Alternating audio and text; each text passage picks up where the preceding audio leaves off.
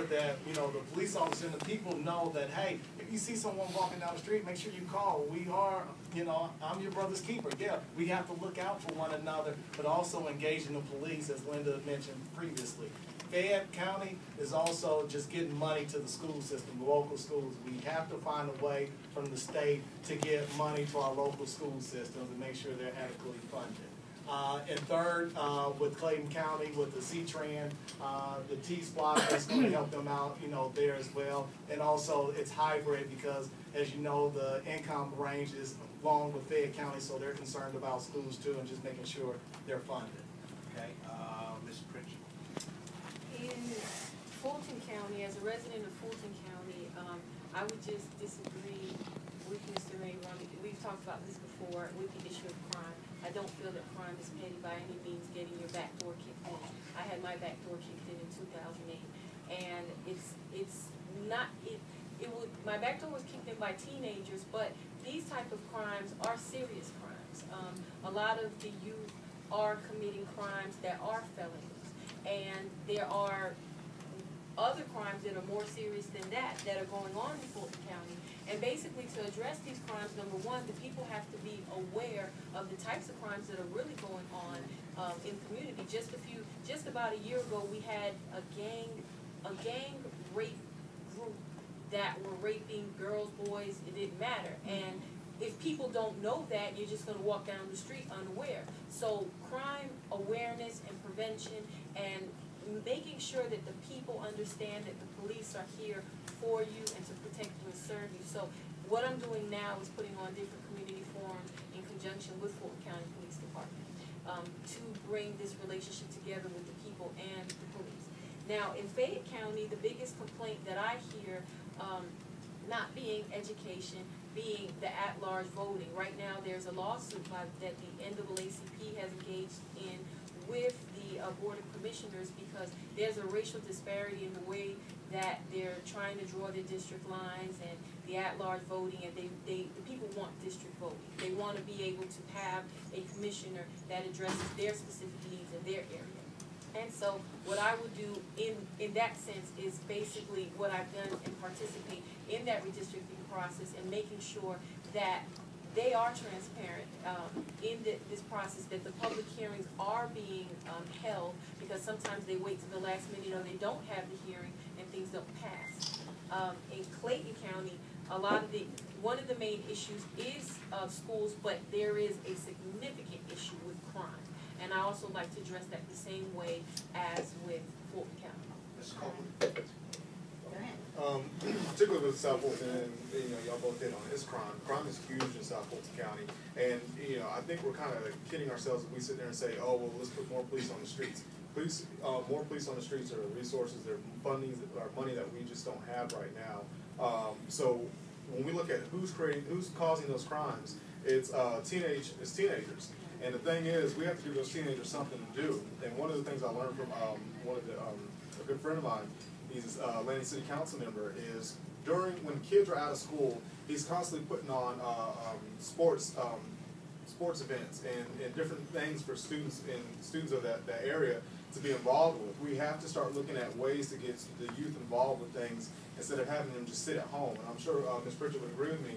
You know, when you look at South Fulton and you look at the crime that's going on, it's those kids that are either not going to school, it's those kids that are skipping school, it's those kids that are sitting at home and don't have something to do during the summertime. We see a rise in burglaries and vandalism during the summertime and those times when the kids are out of school.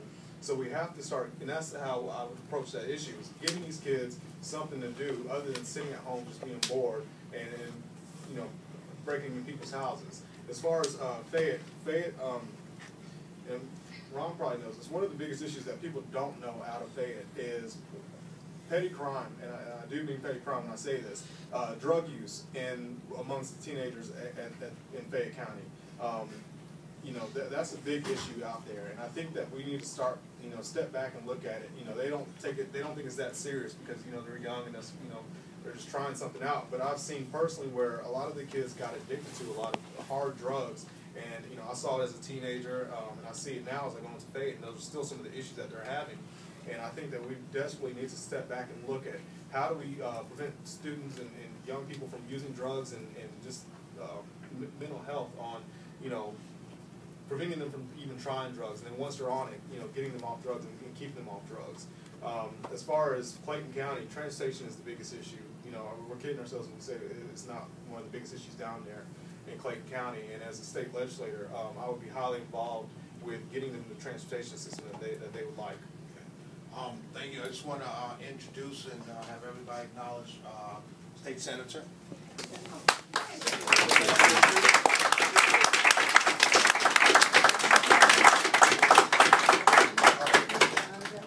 Okay, and this is the senator that will be working with you guys. Would you like to ask them a question? Well, actually, no. I think that generally everybody's here would feel more questions. I will say that we have a team of good people to choose from. And I'm excited, that's why I'm out, just to make sure you all know that to offer yourself, this is my 20th year. It is no joke. It is not easy, and it don't pay. It's a thankless job, but you got to love what you do and want to do what you do. But I am so excited, having met all three of them, know them all, to have folk of that caliber offering themselves for that position. I think that obviously I have Clayton and Fayette, not South Fulton at all, but obviously whomever we get is going to be great.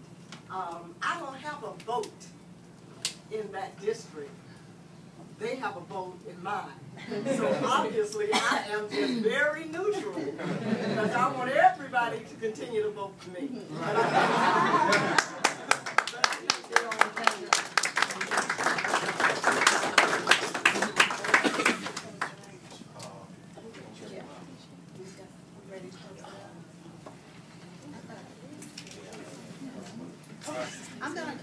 I'm gonna change the scope of the question for a moment. Feel free. And this is probably because it's a little personal because I'm a woman, right? So I'm gonna ask this first to Ms. Pritchett. During the legislative 2012 session, the House passed the bill 954, I believe. It was regarding if you're 20 weeks pregnant, abortion becomes a crime. And many women throughout the state of Georgia, and also a large population that are in the counties that District 63 is comprised of, will be impacted by that and have voiced their opinion about taking their choices away in terms of reproductive rights. So my question is, how, if you would not have voted for that, for House Bill 954, let me say if you would have voted for it or not, and then if you would not have voted for it, how would you be an advocate for future bills that come in that go against women's rights within your district, Ms. Pritchett? I would not have voted for that. I would have walked out just such as the Many of the senators walked out. I was there when they walked out. That was amazing. But no, I don't support that. I think it was an insult. Because number one, there's certain issues, as we discussed before, that the state can regulate, and I don't think that this is an issue that the state should have gotten involved in. It's an insult because as a woman, I don't agree that people should probably have abortions within 20 weeks, but it's a personal issue. So it's an insult that the state would have to come in and say, well, we're going to make this a law with the guise of trying to basically carry the voice for the unborn fetus, when a lot of times they're not going to help us raise these kids. Right. You know, and it's a personal issue. So what I would do is I would encourage more education on with safe practices related to conception, childbirth, safe sex practices, that type of thing. I do not promote abortion, but I think that it's a person's right to choose. So you would have voted no, you would have walked out. I would have walked out.